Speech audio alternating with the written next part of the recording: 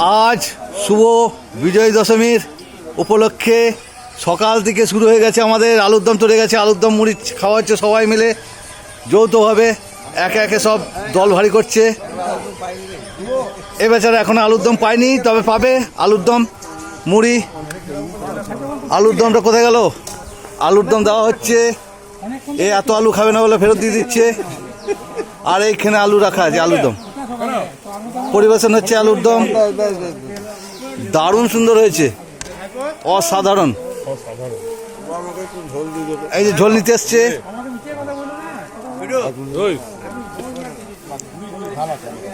সব ভালোভাবে খাওয়া দাওয়া চলছে।